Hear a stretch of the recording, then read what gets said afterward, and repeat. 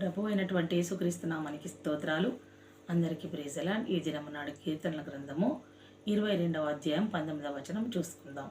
ఈ 22వ అధ్యాయాన్ని రాసింది ఎవరు అని అంటే దావీదు, కీర్తనకారుడు దావీదు రాశారు. ఈ 22వ అధ్యాయంలో ఏముంటుంది అని అంటే యేసుక్రీస్తు ప్రభుల వారు భూలోకంలోకి సర్వమానవాళి కోటి పాపం కొరకు వచ్చారు కదా. ఆయన వచ్చినప్పుడు ఆయన హింసింపబడుతున్న దాని గురించి అధ్యాయం మనము చూస్తాం.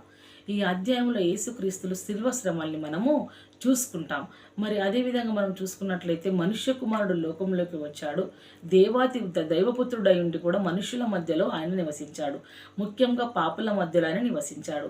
మరి సర్వమానవాళి కోటి కొరకు పాపము కొరకు ఆయన రిక్తునిగా అప్పచెప్పుకుంటున్న సమయంలో ఆయన బాధల వేదనని బట్టి ఆయన మొర్ర పెడతాడు. ప్రవ్వా, ఖడ్గ బలం నుండి నా ప్రాణమును తప్పించుము, కుక్కల బలం నుండి మమ్మల్ని విడిపించుము, సింహపు నోటి నుంచి విడిపించుము ప్రవ్వా అని అడుగుతాడు తండ్రి అయిన దేవుణ్ణి.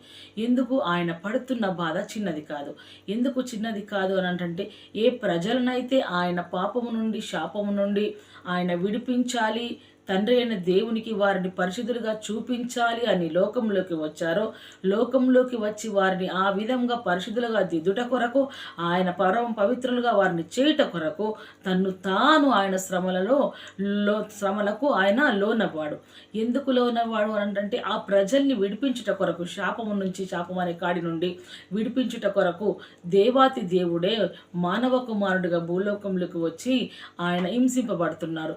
ఎవరినైతే అనుకుంటున్నారో వారి చేత హింసింపబడుతున్నారు. ఎవరైతే పాపము నుంచి ఆయన పరిపక్వం చేయాలనుకుంటున్నారో, విడిపించాలనుకుంటున్నాడో వారి చేతనే ఆయన నలగొట్టబడుతున్నాడు. ఎవరినైతే శాపము నుంచి విడిపించాలి అని అనుకుంటున్నాడో, ఈ లోకంలో కలుగుతున్న ప్రతి శ్రమ నుంచి, సమస్య నుంచి, రోగము నుండి, వ్యాధి బాధల నుంచి విడిపించాలని కోరుకుంటున్నాడో అదే ప్రజల చేత ఆయన నిరాకరించబడుతున్నాడు, తృణీకరించబడుతున్నాడు, బాధింపబడుతున్నాడు, హింసింపబడుతున్నాడు, కొరలా దెబ్బలు అనుభవిస్తున్నాడు. రక్తము కారునంతగా ఆయన శిలువ శ్రమను అనుభవించినప్పుడు మరి ఆయనకు లోకంలో బలం ఏదీ లేదు. లోకంలో బలం ఏదైనా ఉందా అంటే ఏది లేదు. ఎందుకు లేదు అనంటే ఆయన ఎలా వచ్చాడు? దైవపుత్రుడై ఉండి మనుష్య కుమారుడిగా వచ్చాడు. ఆయనకు తోడు అనేది ఎవరు లేరు, ఆయనకు బంధువులు అనేది ఎవరు లేరు.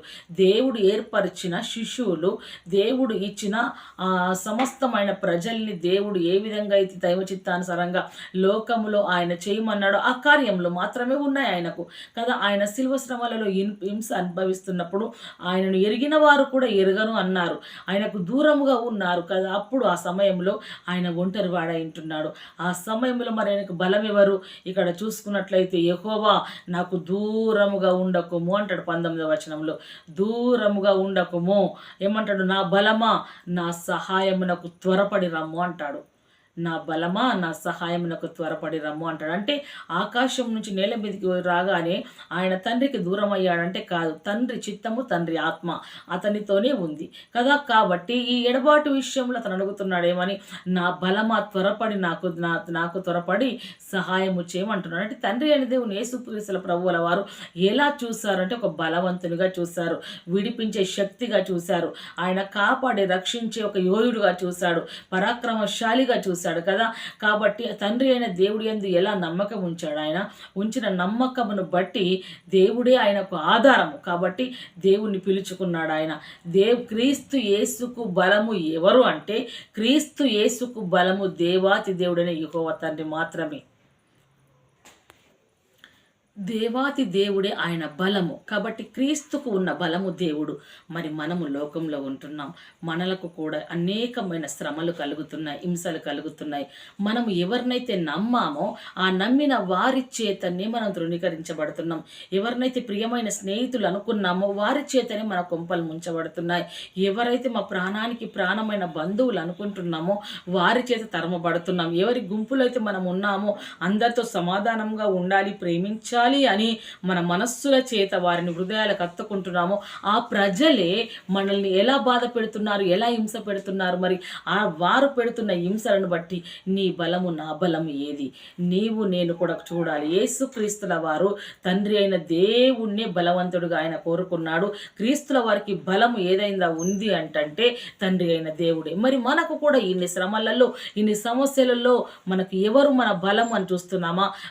అండగా ఉండవలసిన బంధువులు, నేనున్నాను భయపడకని స్నేహితులు, ఇదిగో మేమే కదా నీ నీ బంధువులమనే అటువంటి ప్రజలందరూ విడిచి దూరమై బాధలు హింసలు పెడుతున్నప్పుడు బలము లేదని కృంగిపోతున్నావా సహోదరి సహోదరుడా?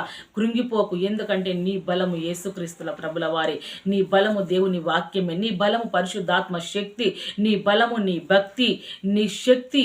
కాబట్టి ఆ విధముగా నువ్వు దేవుని మీద ఆధారపడి ఉండు, దేవుణ్ణి బ్రతిమిలాడుకో. దేవుడే నీ బలము. కాబట్టి నీవు కూడా యేసు ప్రభుల వారు తండ్రిని అడిగాడు, దూరముగా ఉండకము యెహోవా, నా బలమా నాకు సహాయమునకు త్వరపడి రమ్ము అన్నాడు. నా బలమా నాకు సహాయమునకు త్వరపడి రమ్ము అని దేవుణ్ణి ముర్రపెట్టి దేవుని పిలువనై ఉండాలి. పిలిచినప్పుడు తండ్రి చిత్త ప్రకారంగా మనం అడుగుతున్నాం. కాబట్టి మనం ఉన్న ఇరుకు ఇబ్బంది సమస్యలు, ఆర్థిక ఇబ్బందులు, ఆకలి కేకలు, కరువులు, హింసలు, నానా విధములైన శ్రమల చేత మనం బాధపడుతున్నప్పుడు దేవాతి దేవుడే మనకు సహాయం పంపుతాడు. ఎందుకు? ఆయన మీద ఆధారపడ్డాం, ఆయనను మనం బలంగా ఎంచుకున్నాం, ఆయన మనల్ని విడిపిస్తాడని నమ్మాము, ఆయన మనల్ని ఆదరిస్తాడని ఆయనను మాత్రమే ఎన్నుకున్నాము. కాబట్టి ఆయన మనకు సహాయము చేయబడింటున్నాడు. దేవుని పైన తమ నిరీక్షణను ఉంచిన వారు, దేవుని పైన ఎవరైతే తమ నిరీక్షణ ఉంచుతారో వారు ఎన్నడూ సిగ్గుపడలేని దేవుడు వాక్యం సెలవిస్తుంది. మనము కూడా నిరీక్షణ ఉంచిన కార్యాలలో దేవుడు మనల్ని సిగ్గుపరచలేడు.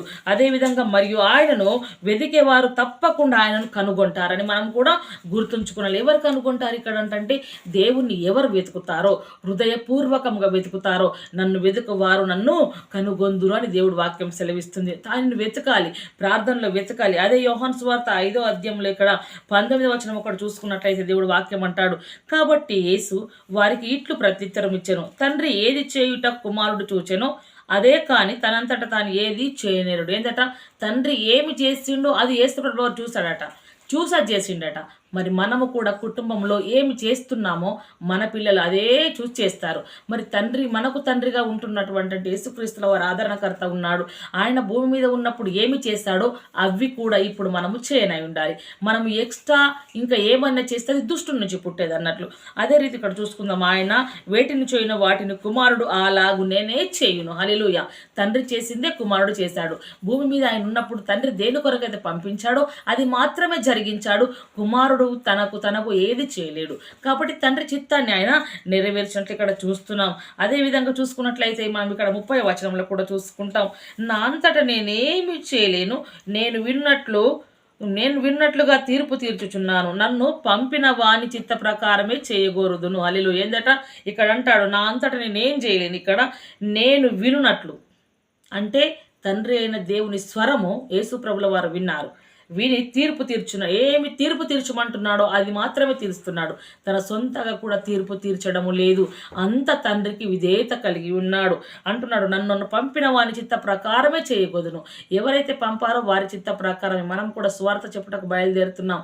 దేవుడు ఏమి చెప్పమన్నాడు అదే చెప్పాలి. దేవుడు ఏం చేయమన్నాడు అదే తండ్రి చిత్త ప్రకారం మనం కూడా జరిగించాలి. కానీ నా ఇష్ట ప్రకారము చేయగోరను గనుక ఏంటంటే నేను చేయను నా ఇష్ట ప్రకారం. మనకు కూడా భూమి మీద ఎన్నో ఇష్టాలు ఉంటాయి కదా, ఏ ఇష్టాన్ని కూడా మనము మనదిగా చేయకూడదు.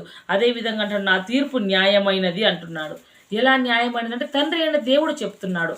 కాబట్టి మనము కూడా ప్రభుల వారి సన్నిధిలో దేవుణ్ణి బలముగా వెతుక్కొని దేవుణ్ణి ఆశ్రయపురముగా ఆశ్రయించినలా మన కష్టాలు తీర్చుటకు ప్రభులైన వారు మనకు సహాయపడటకు త్వరగా వచ్చుటకు ఆయన యథార్థవంతుడు అయింటున్నాడు, జాలిగల దేవుడు అయింటున్నాడు.